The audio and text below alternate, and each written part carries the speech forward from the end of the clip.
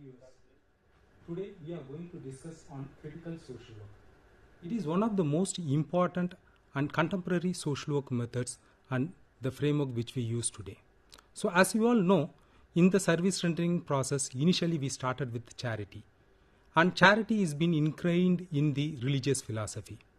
When it comes to the organized social work practice, during 1860s, with the emergence of charity organization society, welfare as a framework or as a mode of service rendering has emerged.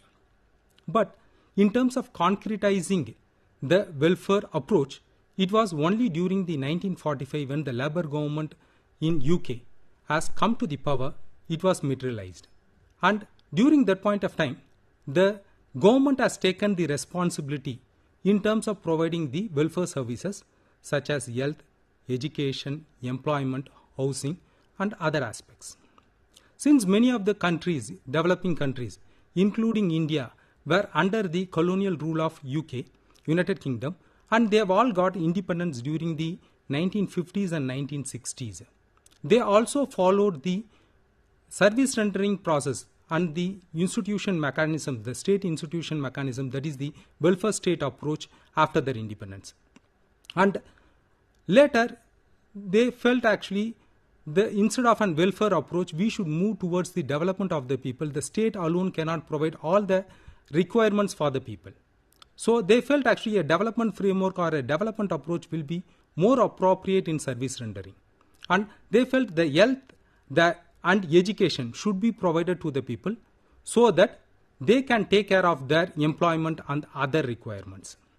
And parallelly, it was also felt in the social work, we need to provide the clinical framework as well as the behavioral modification therapy and other frameworks which is very much required for the people, especially when it comes to the individual service catering.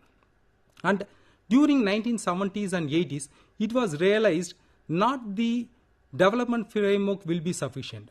Since many of the countries, the newly actually independent country and the other countries, they started following the Universal Declaration of Human Rights. And in their constitution, they incorporated the human rights approach. So human rights approach very clearly says every human being has an inherent rights. And through their constitution as well as policies and programs, the government tries to ensure those human rights, including India in our constitution as well as the other the state mechanisms, we try to incorporate those aspects. So every country started following the human rights approach.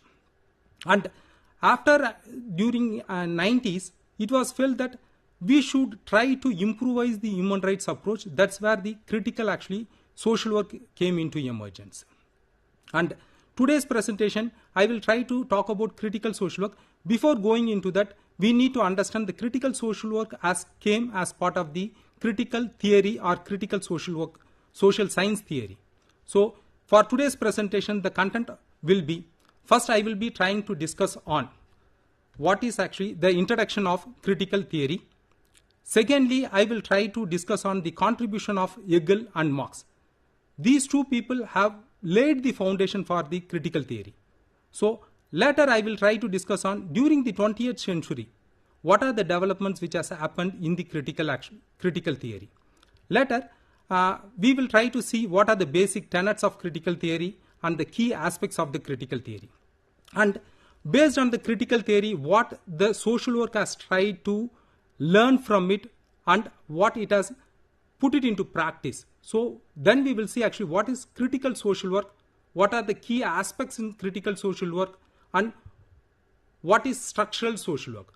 So this presentation, I will be trying to cover upon these aspects. First, going to the first aspect, that is the introduction to critical theory. In introduction to critical theory, I wanted to present actually initially the people, there was actually two ideological philosophies were there.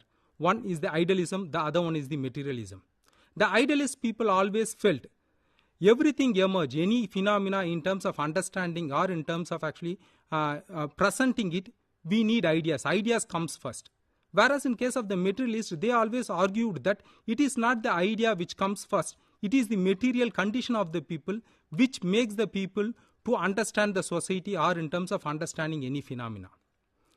And when it comes to Hegel, his contribution with related to critical theory, we need to understand Hegel tries to postulate in such a way, it is not separable. The ideas, the thinking and the reality, it is not two different entities.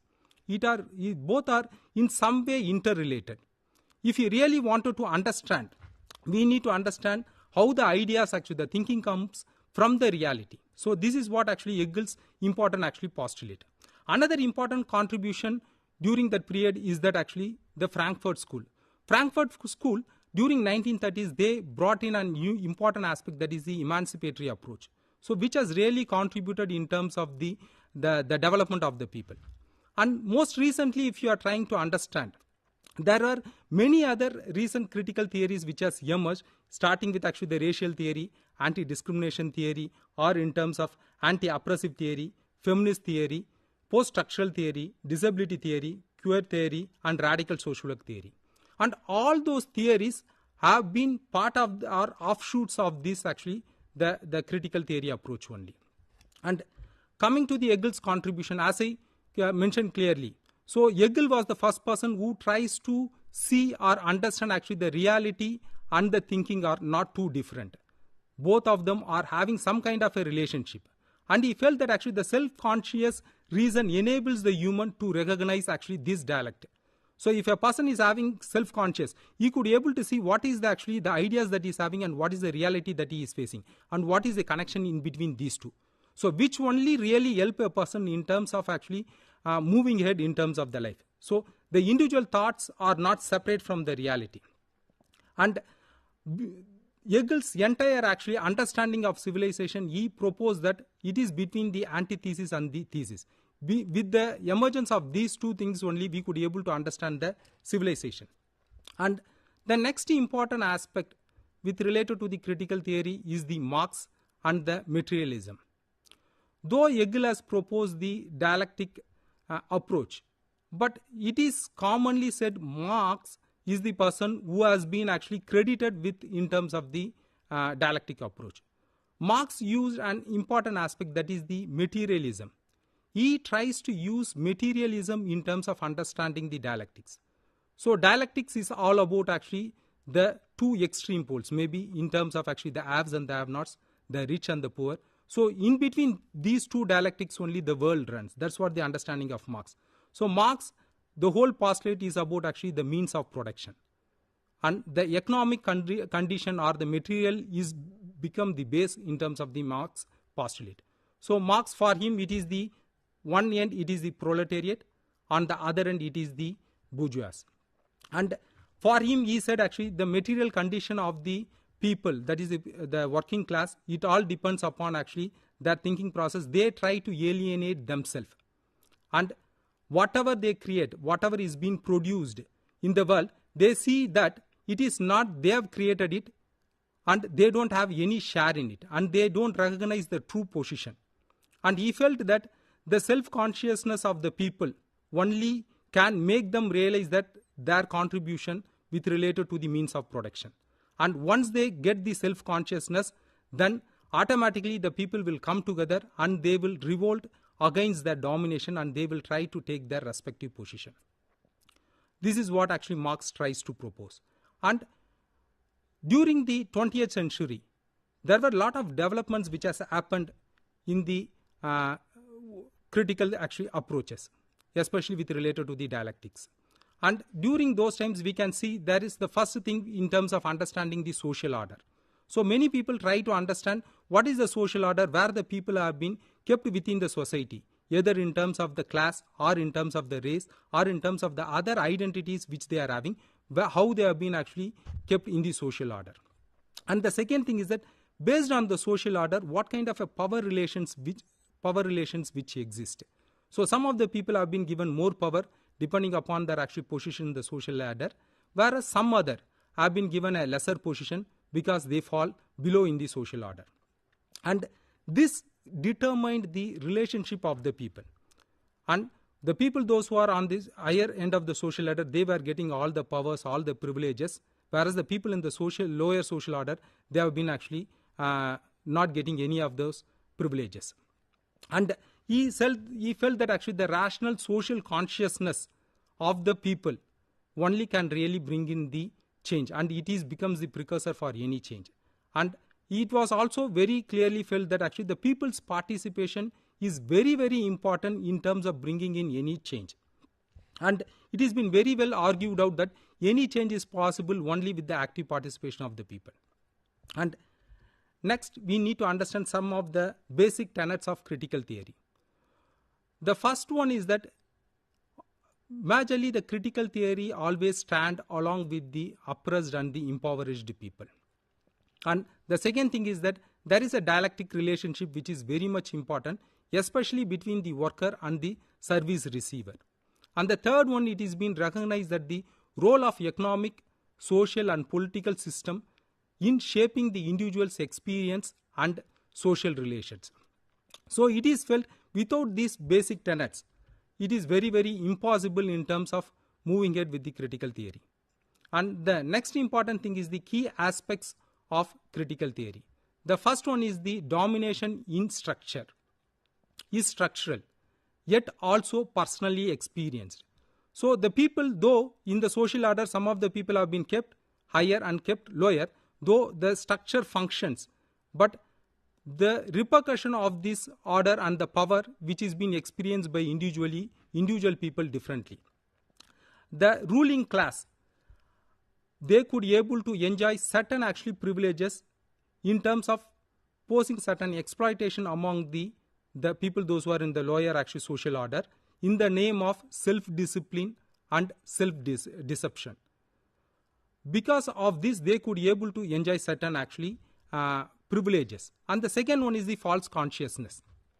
The false consciousness is that the whole capitalism has been operationalized with the help of the false consciousness.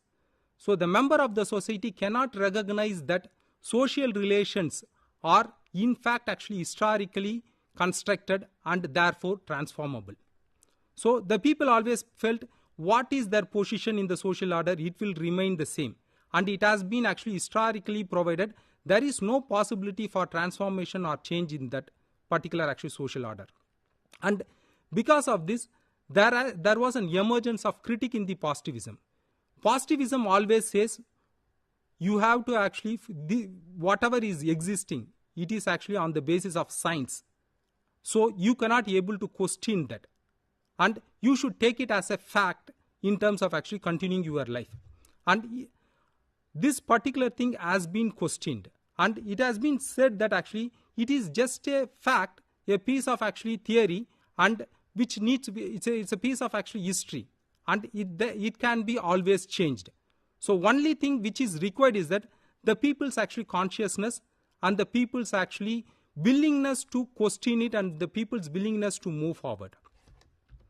And the next important thing is that we need to understand the possibility for progress is inherent in social work theory, so critical theory. So previously it was felt since it is positivist actually and it is been historically brought in. So there is no possibility for change. But critical theory has given a hope to the people. It is not actually a fate of a person to remain in a particular position. Each and every person who is having an aspiration to come out from this domination, they can able to fight and they can come out. The requirement is that raising of awareness about the domination. And what are the various possibilities which is existing in terms of the social change. So the link between the structural domination with everyday's experience and the critical theory is voluntaristic rather than a deterministic. And the part of the critique of positivism, there is an actual recognition that knowledge is not simply a reflection of empirical reality, but it is an actually a way where it is being actively constructed by the people. Whoever has the knowledge, usually they write actually and they try to present this is what exists and you need to follow it. And unless and until if the person is not actively questioning it, there cannot be any change at all. And the reliance of communication, if you want to bring in that kind of change, the only possibility is that we need to bring in an active, reliable transformation through communication. So the communication is the only mechanism wherein the people could be able to bring in change. And the next part of the presentation is the critical social worker. from the idea of critical theory or the critical social science theory, what the social work has taken and how it has actually developed the critical social work approach. The critical social work is the application of the critical social science theory. And during the 1960s, though the critical social work has came into being, but when it comes to application only during 90s, the critical social work approach has been put into practice. And it is possible to trace actually the tradition of critical theory from the Marx and Engels. And whereas in terms of the critical social work, the social work is being majorly based on the empowerment of the people, or in terms of the critical theory has also a base of empowerment. So you can see the parallelity between the critical theory as well as the critical social work. And the concept and approach of critical social work. The first and the important aspect is the emancipation, and which is being felt that if the people are emancipated, surely the people could be able to understand the reality, the people could be able to understand where they stand and what is their position. If they could be able to get the self-consciousness where they stand and what is their position and what kind of domination or oppression which they are undergoing, surely it will help them to come out from that domination, and they could be able to get their position as well as the required actually rights and the opportunities which they are rightfully deserving. And second thing is that the radical social practice bringing in the social movements play a very important role. In terms of bringing in any social movements or in terms of bringing in any practices, the people's consciousness and people coming together is very, very important. For that, emancipation of the people is very, very much required. And this is felt that actually the emancipatory approach used in actually social work is the only way in terms of freeing their domination from the oppressed class.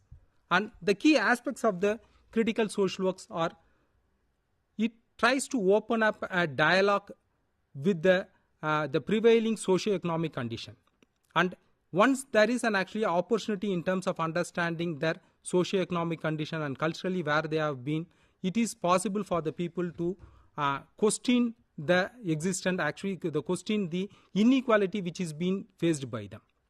And the second thing is the critical social work includes different theoretical perspectives, either such as the radical social work, anti-oppressive social work, and the environmental social work. And as a practice approach, the critical social work tries to apply at all the level. So usually social work operates at the individual, groups, and the community. Similarly, the critical social work also operates at the individual level also in terms of creating the self-consciousness among the people, as well as at the group level in terms of bringing the people together, as well as at the community level. To create any movement or to create any social change, the people has to come together. So the critical social work really helps in terms of bringing the people together. And the last one is that the critical social work which attempts to answer the inequality, and as that has emerged actually from the critical thoughts and human rights actually movement that took place in the second half of the 20th century. And the next aspect is the conventional social work. If you see, usually it tries to work in terms of understanding how the individual is relating with the system. And whereas in case of the critical social work, it tries to see the social institution, how the social institution is trying to subjugate an individual. This was the major shift from in the social work. Even initially when the social work was started, usually it tries to focus on the individual's interpersonal and the intrapersonal relationship. Whereas in the late actually 1990s, it was felt that it is not the individual problem, the institution is creating the condition for the people. Unless and until if the structure or the institution is not changed, there won't be any change in the people's life. And the movements for the rights of the woman and in terms of the people, the indigenous community, the sexual minorities and other people, they have challenged the inherent inequality existing in the human lives. And the critical social work follows the thoughts and practices developed from the advancement, which challenges and advocates change in the existing social system. One of the central theme of critical social work, which I've talked about previously, that is about the the Frankfurt schools, that is the emancipation. And all these movements, whether it is the women's movement and or in terms of the queer group or in terms of the disabled people, all they fought in terms of bringing in this emancipation in terms of addressing this issue. And the last part which I wanted to discuss is the structural social work. The structural social work suggests the social problems are not caused by deficits in communication between the individuals, but arises because of the issues within the social, economic and institution structure. So it was previously felt, and in the beginning when the casework has emerged as the important method in social work, it was felt that the individual is having a problem, and individuals especially, they could not be able to understand their internal problem or in terms of having a good relationship with the others. So the initial focus was majorly in terms of the interpersonal relationship as well as the intrapersonal relationship. And it was felt that if the individual is being corrected or if the individual is being provided the required support, all the problems can be sorted so that he could be able to adjust with the system and he could be able to develop himself. Whereas the structural social work very clearly says it is not the problem of the individual, it is the structure which creates an condition which puts the person in terms of having certain issues, either in terms of within himself or in terms of the relating with others. So the structure needs to be changed if we really wanted to bring in a sustainable actually development in the society. It is not the individual failure to adjust with the system, it is the oppressive structure in the society that keeps many people powerless, as well as it keeps the people not able to access the required resources. Even when it comes to the human development approach also, it very clearly says the people require actually certain developmental thing, and for that actually they need certain capital. And this should be provided by the state or the structure.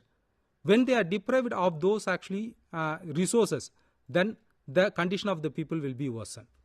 And structural social work precisely tries to talk about this limitation within the structure, which tries to evade the people or limit the people from accessing what they are really deserving of. And the structural social work suggests that the focus of change is mainly the structure of the society and not on the individuals. And central to structural social work is an understanding of multiple and intersecting forms of oppression which occurs at the personal, cultural and structural level. We need to understand a person doesn't actually undergo a problem at one level. For an example, if you are taking women face problem on the basis of gender, male and the female.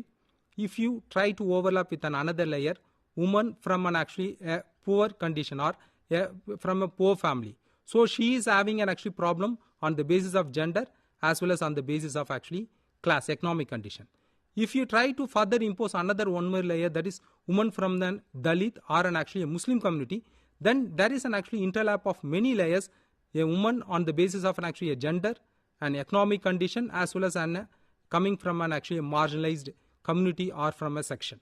So there is a overlapping of many layers are there. So if you are not able to understand these layers, we could not be able to really address the condition of the people. So that is where the structural social work becomes very, very important.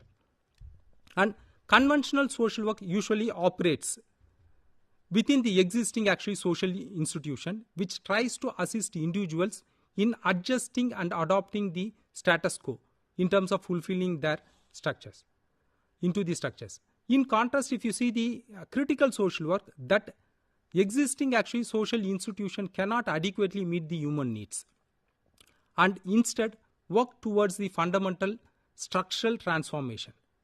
So individual needs alone cannot be able to, need not to be fulfilled. We need to go beyond and we need to bring in the change in the structure to bring in the real transformation in the lives of the people. And structural social work tries to demystify the notion of power based on the social identities. It is always believed that actually the people have been looked at the level of where they fall, where they lie in the social ladder. Accordingly, they will be having their the knowledge as well as in terms of the power. So it tries to see that it is not on the basis of identity a person should get their they should be treated. So everybody, the structural social work, it helps in social work majorly in terms of treating everyone equally. And this approach does not stop by addressing the immediate need of the people, but simultaneously engages in consciousness raising, empowerment, and collectivization to change and oppressive structures. So I just want to conclude by saying that the critical theory which has emerged during the late 18th century and which has gained actually a lot of momentum during the 19th and 20th century has really paved way in terms of the contemporary social work practice, that is the critical social work practice, which not only tries to address at the individual level, it goes beyond and in terms of actually addressing the issues at the structural level, which can bring in a sustainable change in the community. Thank you.